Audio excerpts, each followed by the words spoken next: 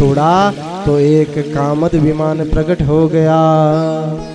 प्रियाया प्रियमन्विच्छन् कर्दमो योगमास्थिता विमानं कामगं छत्रे येर्वा विरचे कर। विमान कैसा? जो संकल्प मात्र से प्रकट हो गया हो। डीजल पेट्रोल का कोई झंझट नहीं।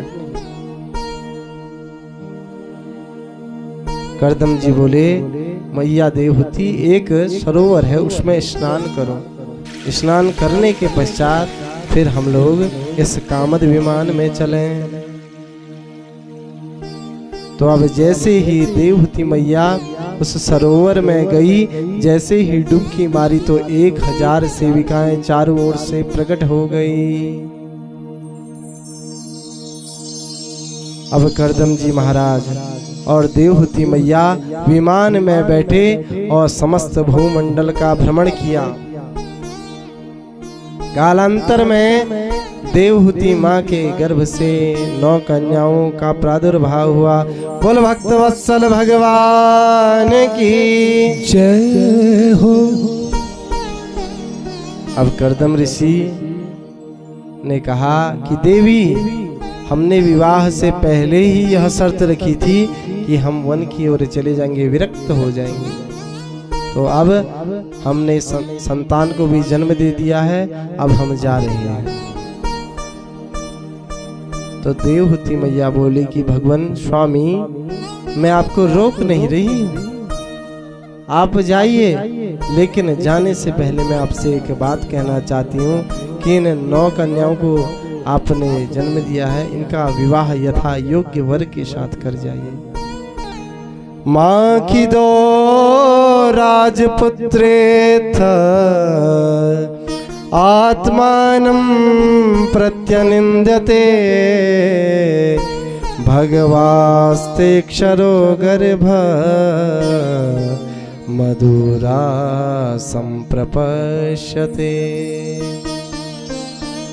करदम जी महाराज बोले कि देवी तुम चिंता मत करो, मैं इनका विवाह करके जाता हूँ।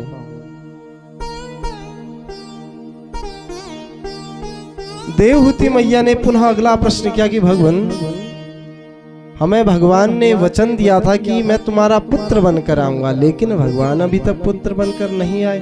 तो करदम जी बोले, हमने वासनामय जीवन जीना शुरू कर दिया, इसलिए भगवान अभी नहीं आए। पुनः माँ देवहूति और करदम जी पवित्र रहने लगे। कुछ समय के बाद देवहूति माँ के गर्भ से भगवान कपिल का प्रादुर्भाव हुआ। बोलो कपिल भगवान की जय। तस्याम बहुति थे काले भगवान मधुसूदना कार्दमं मेर्यापन्नो यज्ञेऽग्निरिवदारुणी।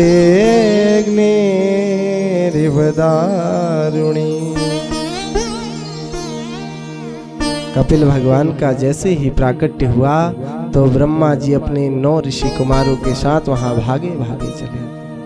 करदम ऋषि प्रसन्न हो गए और कहने लगे कि भगवान आप यहाँ पर आए और अपने बेटों के साथ आए हैं। 9 बेटा आपके भी हैं, 9 बेटियां मेरी भी हैं, तो इनका आपस में विवाह कर देते हैं, न मुझे भटकना पड़ेगा न आपको भटकना पड़ेगा। इस प्रकार उन सभी का विवाह हो गया। कला देवी का मरीचि जी से, अनुसुईया का अत्रि जी से, अरुंधति का वशिष्ठ जी से, ख्याति का भृगु से, शांति का यथर्वण, क्रिया का क्रतु और हविर्भु का पुलस्त ऋषि से। अब 9 बेटियों का विवाह उल्लास पूर्वक हो गया। अब करदम ऋषि बोले कि देवी अब तो मैं वन की ओर जा रहा हूं, क्योंकि तुमने कहा था कि बेटियों का विवाह हो जाएगा फिर चले जाना। तो देवहूति मैया ने करदम जी के चरणों में प्रणाम किया और करदम ऋषि वन की ओर चले गए। अब आश्रम में केवल 2 सदस्य रह गए, माँ देवहूति और कपिल भगवान। एक दिन देवहूति माँ अपने पुत्र कपिल भगवान के पास गई और कहती है, बेटा निर्वेणा नितरा भुवन असदेन्द्रिय तर्षणा येन संभाव्यमानेन प्रपन्नाधम तम प्रभु। माता देवहूति कहती हैं कि इस संसार में मैंने जितना सुख भोगा, मायके में इतना सुख और ससुराल में इतने सुंदर पति मिले, लेकिन मेरी जो आत्मा है वह अभी भी अतृप्त है, अभी भी मुझे संतुष्टि नहीं है। तो हे बेटा, तू अगर मेरा बेटा है तो मैं यह चाहती हूं कि अपने ज्ञान का खड्ग उठाकर मेरे अज्ञान के वृक्ष को जड़ से समाप्त कर दे। मैं तुम्हारी शरण में हूं।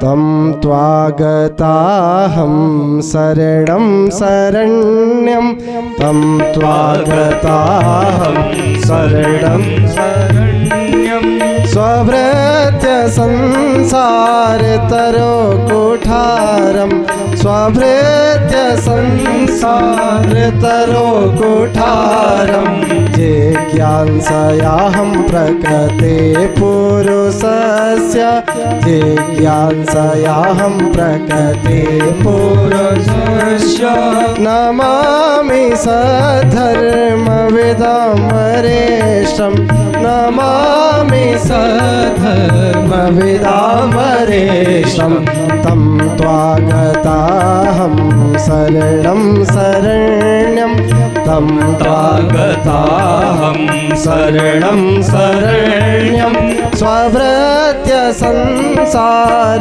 तरो कोठारम, स्वभृत्य संसार तरो कोठारम। इस प्रकार माँ देवहूति कपिल भगवान से कहती हैं, और कपिल भगवान ने 8 अध्यायों में बड़ा ही अद्भुत सांख्य योग का उपदेश दिया है। कपिल भगवान माता देवहूति से कहते हैं कि संसार में जीव कितना ही भोग कर ले, लेकिन उसे वास्तविक तृप्ति होने वाली नहीं है।